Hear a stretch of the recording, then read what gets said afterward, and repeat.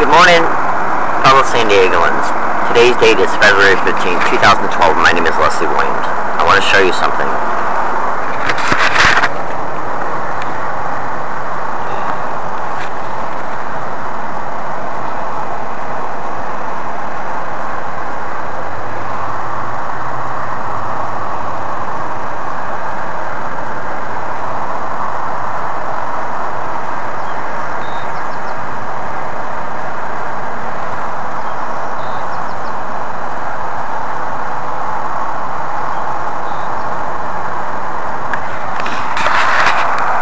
Going to be an informative video, and I really hope that all fellow targets and American citizens watch this video, because it's something that I literally have just figured out. When you're a target of gang stalking, which is also called organized stalking, what they do is they get along a target's path and they engage in specific behaviors. The same type of motivation is also attached to why they harass the target using the electronic harassment that they use. And why do they do this? And then in this file that I just got done showing you, there's a thing in there called the computer-to-brain link. That'll be discussed in the latter part of this video. What I want to show you right now is this. Look at this. Look at this. These are wavy forms right here. It's a wave form right here, and you notice in this waveform there are two section lines here, here, here, and here. And what these are when gang stalkers get along a target's path, they'll engage in what is called a direct conversation. And within those direct conversations are neuro-linguistic programming. And what does that mean? When they get along a target's path, they'll try and provoke a target by saying, by intimidating them. This is one good example. They'll intimidate them to make them feel physically threatened. As a result, a target will have mental responses. Okay? And that's what the EEG evoked potentials are. Evoked potentials are your thoughts. When a target has mental responses, they're thinking about how they're going to react to a physical provocation. Like if someone was to walk up to a person and say, if you do this, I'm going to beat your ass, a target is then deliberately and intentionally put in a fight or flight mode. And if they feel that they cannot run, what they're going to do then is assess the situation and think to themselves, this person is threatening me. So what they're going to think then is how am I going to react to this? Am I going to use my fist? Am I going to use a weapon or whatever? And they intentionally do this. And why do they do that? Look at this. When a target is being subjected to these types of altercations, these are EEG readouts right here. Okay? And these lines right here are a target's response to the intimidation. Like, I'm going to hit him back. I'm going to fight back. I'm going to, if I have to, use a weapon. I'm going to, if I have to, punch him in the face in order to be able to escape the situation unharmed. Okay? Now these wavy lines are the actual brainwaves of the target. And these right here, these lines, these vertical lines in these waveforms are those particular points in the waveforms of the evoked potentials where the target's having specific thoughts of how they're going to physically react to being threatened. Okay? These EEG readouts, the waveforms, and these vertical lines where the target has specific thought reactions to the intimidation, specific sets of evoked potentials where they think to themselves, I'm going to use my fist. Am I going to have to use a weapon? How am I going to have to use a weapon, or how am I going to have to use my fist? These are monitored by the remote neural monitor. Okay? And so basically all they're doing is basically creating neuro-linguistic, what they're doing is neuro-linguistically provoking a target to think in certain ways, to react certain ways to a provocation, so they can get the target to think about how they're going to respond to it physically, okay? To get them to think those certain thoughts that are represented here by the vertical lines, okay? And these wavy lines are the actual EEG readouts, the evoked potentials. And what they do is monitor these evoked potentials as the provocation is happening, because the provocation was staged. Why? So they can literally monitor the evoked potentials as they're being processed and identify and mark specific spikes in the EEGs that they're monitoring, so they can identify and mark the neural circuit that's created, which is these waveforms of the EEG readout. And why do they do that? Because it simply flat out says right here in this remote neural monitoring file, I'm going to flip it 2 pages over, and I want you to hang on a second, I just lost it, I just had it. It literally flat out says it. Where'd it go?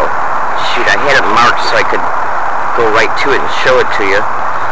Oh, well, it says it right here, look at this. It says, the NSA records, decodes individual brain maps of hundreds of thousands of persons. And, oh, well, this is the part where it says, it talks about the, for brain to computer link. Okay? And then it says it right here. It says, oh crap, that's not the part. It's making me mad because I found the part. It literally flat out says it about how they, oh, it says it right here. It says, a subject's bioelectric field can be remotely detected. This is the, this is where, and so subjects can be monitored anywhere they are. With special EMF equipment, NSA cryptologists can remotely read your evoked potentials, which are these. They can remotely read the evoked potentials, okay, that are formed. These are the EEG readouts, and these are the evoked potentials in the EEG readout, as the target is being neurally, linguistically stimulated by the gang stalkers. They identify and mark that specific EEG. It says it right here. It says, with special EMF equipment, NSA cryptologists can remotely read evoked potentials from EEGs that can be, these can be decoded into a person's brain states and thoughts.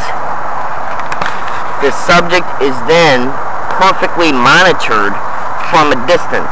Now, it also flat out says it in this remote neural monitoring file, if you read it thoroughly, it flat out says it, that what they can do is stimulate any EEG readout, okay, that they identify and mark through the monitoring. So basically what they're doing is doing nothing but creating evoked potentials by getting a target to think certain ways as a result of the deliberate provocations that are brought about through physical gang stalkers they bring along their path. And why is this done? See, when they create these evoked potentials, which are normal responses that anybody would have when they're being provoked, whether they know they're being intentionally provoked or not, the whole idea is to create these thought processes of a target by getting that target to react certain ways as they're being provoked. Okay? They identify and mark what is provoked, what is created as a result of being provoked.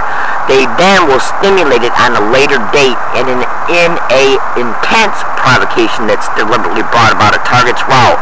And those identified and marked EEGs are then transmitted right back into a person's brain, or what they'll do is literally stimulate the previously evoked potentials that were made and formed because they identify and mark them, to bring those same exact evoked potentials back into the current real-time consciousness of a target in the midst of any theater that they bring along a target, that they bring towards a target along a target's route, to get a target to react in the same thought processes that they have already created, identified, and marked.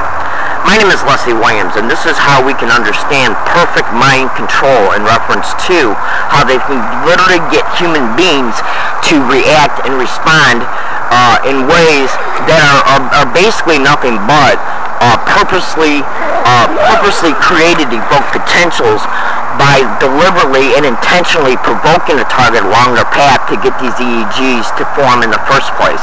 My name is Leslie Williams. I have direct and absolute proof that a retired Army cryptologist was literally staying in one of my apartments in Dearborn, Michigan, because her name was Lee. She literally introduced herself, and one day, I already knew I was being gang stalked and harassed. I just didn't know that it was gang stalking or electronic harassment that was harassing me. And So I wanted to try and start being able to get as much information so I could take that information about what was happening towards me and make sense of it. And I already knew that Lee was involved in it because she was starting to do things in that apartment, okay, as far as her being in the apartment below me. She was already doing things intermittently that was suggesting to me that her behavior was totally inappropriate and infused with what was happening towards me from a distance. So what I did was I got clever.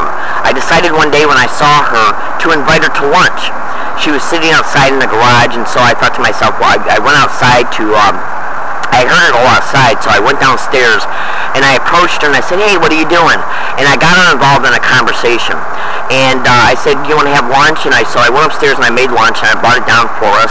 And we sat in the garage, in the entrance of the garage, and we sat and we started talking. And I said, so where are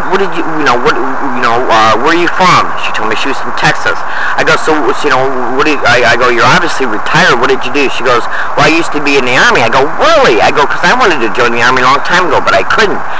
And I go, well, what did you do? She goes, I was a proctologist. Now, this was years and years and years and years before. This was back in 2004 and 5. This was 4 years before I found out about gang stalking, and I didn't find out about remote neural monitoring until 2010, and didn't find out about this file until late 2010, almost 2011. I have no reason to lie about this. In fact, look, I even got it written on here. How Lee told me she was a retired Army cryptologist. And it literally says in here that cryptographers are the ones that deliberately, that are responsible for deciphering what your EEG readouts are. You know, my name is Leslie Williams.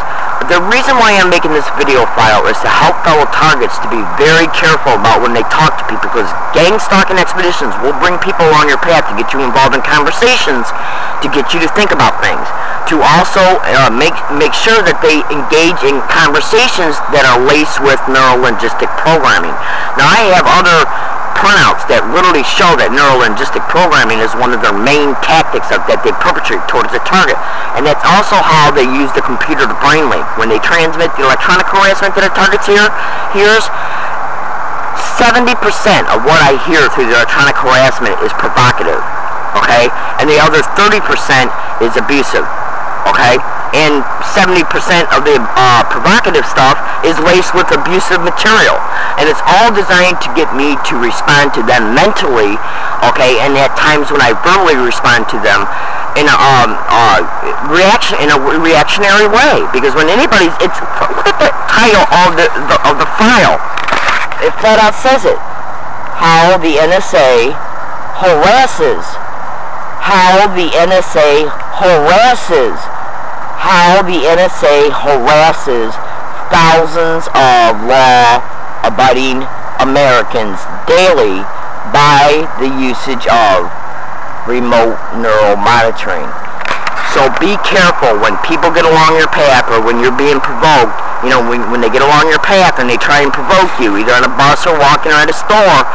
Okay, and be careful about what you what they say to you, because a lot of it's neuro-linguistic programming, and ignore them. I found out by ignoring them, you're not reacting to them mentally, because they're doing it to identify and mark the EEG readouts of how you're mentally reacting to them. And this is why they do what they do. I'm literally just now figuring it out. Research the computer-to-brain link aspect also of the remote neural monitoring file.